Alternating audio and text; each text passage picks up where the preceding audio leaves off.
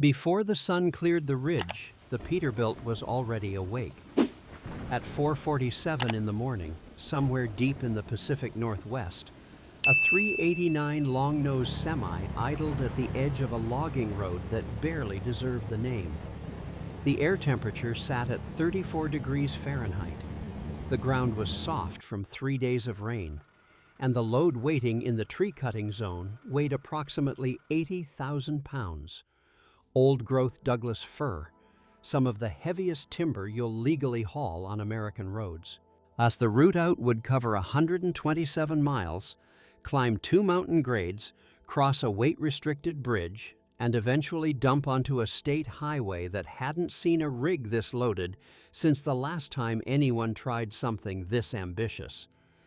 The loggers called it a milk run. The engineers who'd surveyed the road the previous spring had called it something else entirely. This is what that run looked like. Logging operations in the dense forests of the Pacific Northwest have always been a study in organized chaos. Timber fallers move through the stands days ahead of the haul trucks, identifying trees, dropping them in controlled sequences, limbing them on the ground. Skidder operators drag the raw logs out of the terrain to a central landing, a cleared staging area where a loader stacks everything onto the waiting trailer. The whole system exists to serve one moment, the point when the driver climbs into the cab, checks his mirrors, and commits to the road.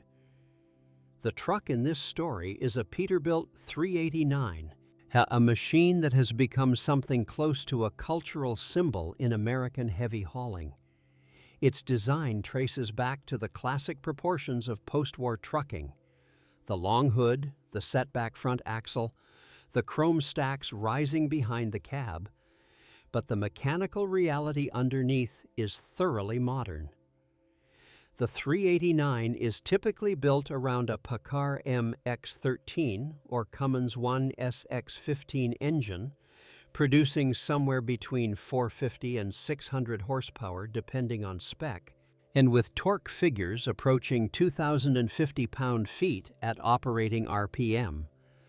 For logging work, operators frequently run these trucks with 18-speed manual transmissions, though automated manuals have gained ground in recent years among fleets that cover mixed terrain. See that subscribe button? It's our exchange, your way of saying, "This reached me." Not about the action's size, but its meaning. Hit it if this resonated, drop a like if it moved you, and comment your thoughts on this story. Let's complete this circle together. The trailer behind a logging rig is not your standard flatbed setup.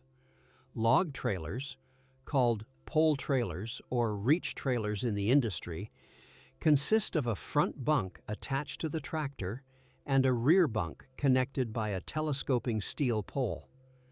The logs themselves bind the system together. They run the length of the trailer, and their weight keeps the whole assembly rigid. Bunk width, stanchion height, and reach length all get calibrated to the specific timber size coming out of that particular cut unit. An experienced loader operator can read a pile of logs at a glance and know almost exactly how the weight will sit. Almost.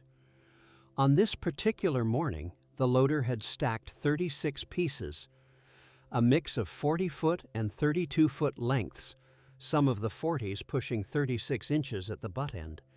The load was legal, but aggressive. The driver, a veteran of Pacific Northwest logging hauls with more than 2 decades on mountain roads, had pre-tripped the trailer the night before. He'd checked the binders, walked the tires, tested the trailer brakes. He'd also spent 20 minutes studying the weather report for the 2 passes he'd need to cross. Rain was holding off until afternoon. He had a window. The first mile out of the landing was the worst of the entire trip. Logging roads in active cut units are rough in ways that defy easy description. They're not paved. They're not graded with long-term use in mind. They're dozed and rocked just enough to get the skidders and loaders in, and then they're used hard until the timber is gone. Deep ruts form where loaded trucks have tracked through soft ground. Crowns wash out. Rocks work their way to the surface. A loaded log truck at low speed on terrain like this transmits extraordinary stress through the frame, the trailer connection, and the load itself. Binders shift and logs settle. The driver feels all of it. He rolled out of the landing at walking pace, first gear low, engine barely above idle. The Peterbilt eased into the first rut, and the frame flexed as the suspension tracked the ground's contour.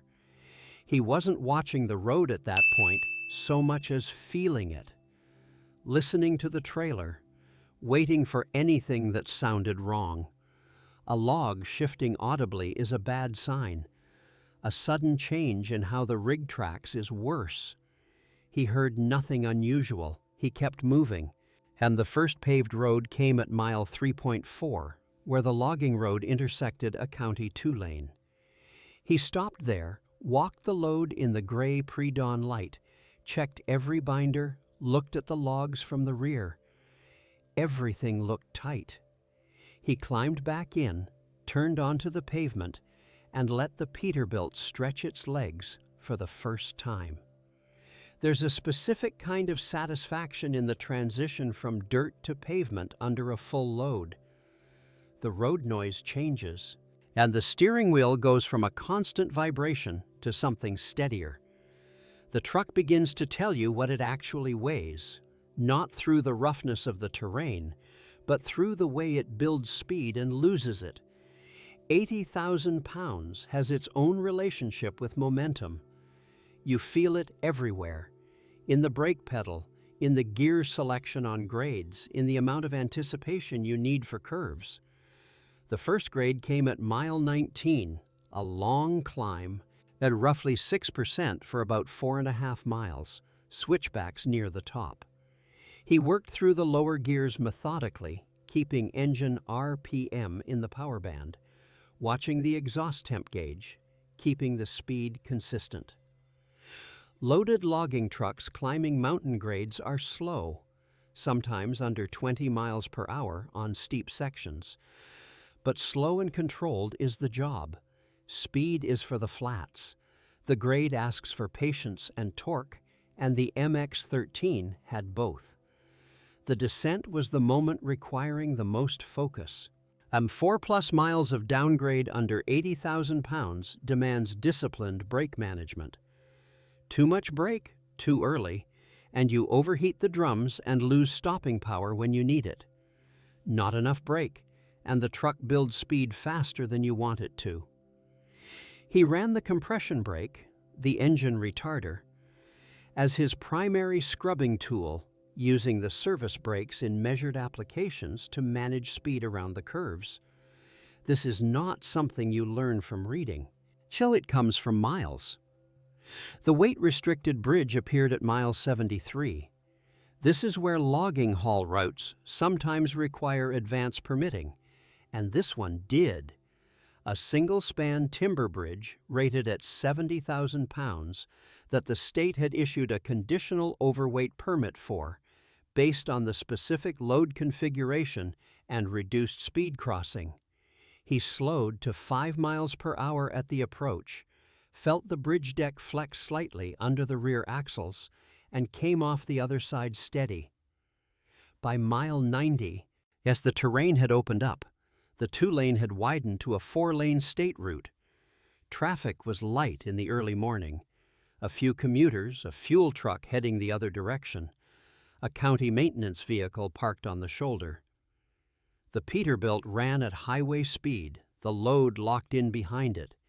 36 pieces of Pacific Northwest timber moving through the landscape the way this country's logging industry has moved timber for more than a century. The methods have changed. The basic physics haven't. As the lumber mill came into view at mile 127, a sprawling facility set back from the highway, its log yard already active with other trucks unloading from the overnight haul. He backed into the receiving bay from memory. This wasn't his first time at this yard, and set the brakes.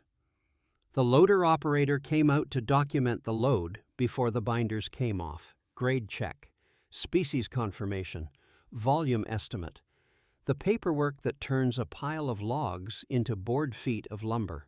And he walked the trailer one more time after the logs came off. Checked the bunks, looked at the reach for any damage the road might have inflicted. The trailer was fine. He had another load assignment before noon if he wanted it. He took it. That's the nature of this work. The dramatic part. The mountain grades, the soft road, the overweight bridge crossing, the pre-dawn departure, looks extraordinary from the outside and feels like Tuesday from the inside.